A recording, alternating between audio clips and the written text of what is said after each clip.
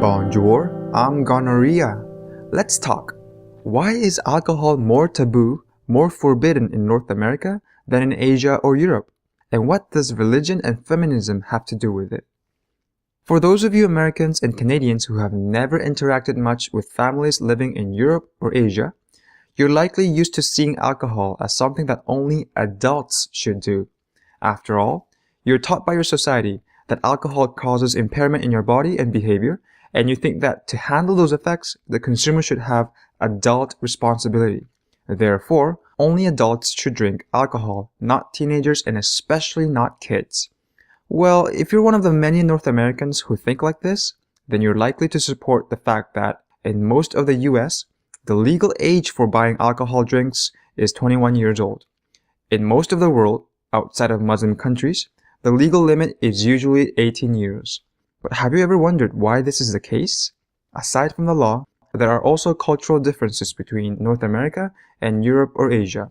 For many families in France, Italy, Spain, and other totally enlightened European countries, it's completely normal to let your 10-year-old kid try a small cup of an alcoholic drink, such as wine from Bordeaux or sometimes a Heineken. Not that Budweiser piss in a jar, cause f*** that shit. Similarly, many families in China, Japan, or Korea let their young children try out the local baijiu or sake or soju. Note, the Europeans and Asians don't let their kids get drunk.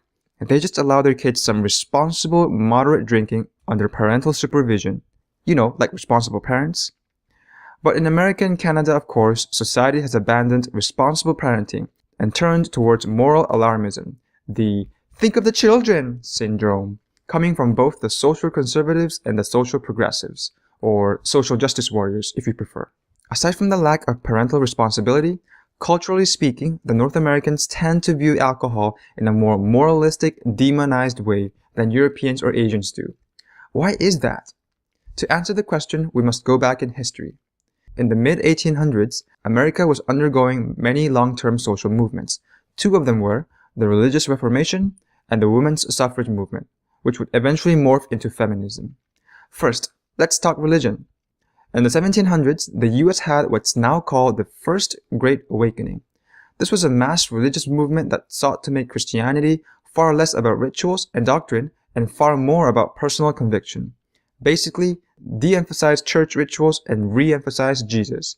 Jesus! In the early 1800s, the US had a second Great Awakening.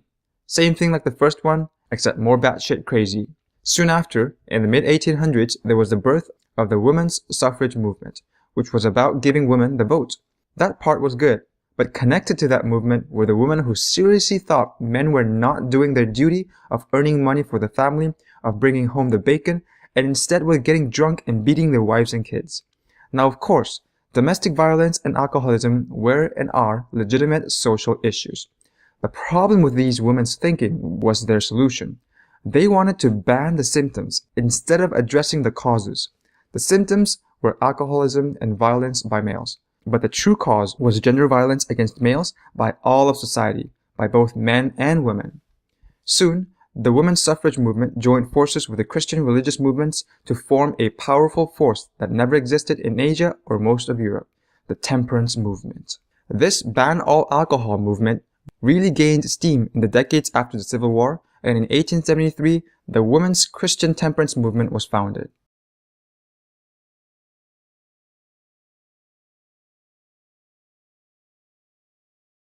This and other religious feminist organizations fought long and hard, and eventually succeeded in the aftermath of the First World War. In 1919, the 18th Amendment of the Constitution made illegal all the sale, production, and transport of alcohol. Canada soon followed with similar bans via political referendums. So just imagine, the boys just returned home from Europe's brutal, awful battlefields of the First World War, of incredible male versus male gender violence.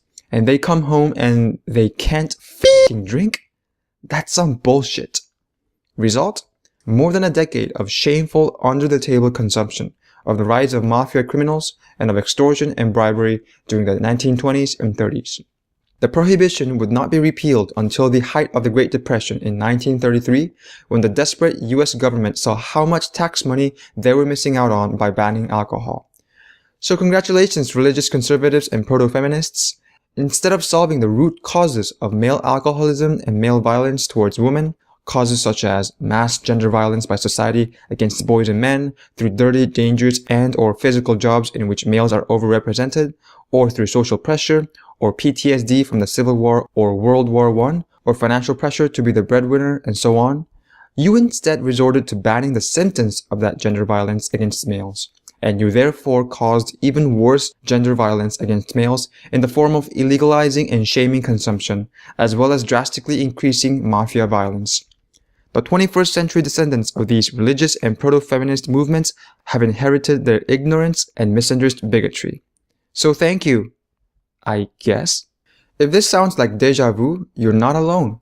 I've previously made a video saying how legalization of prostitution is the greatest move towards solving the safety and criminal issues of prostitution. For those of you who didn't watch the video, here's a summary. If you ban the sale of sex, you make everything worse. Same goes for alcohol. If you ban the sale of alcohol, you make everything worse. Worse for society's safety, for health, for law enforcement. So there's your answer to the video's question. Now I have a question for you. Is there anything I missed or any facts that I could have added to the video? Let me know in the comments. The feminist and religious connection to the shaming of alcohol is a big topic, and I've only scratched the surface. Let me know if you have any feedback on the video. I read all your comments. If you like what you see, subscribe and give me a like so I know. And if you want me to KYS, let me know how in the comments.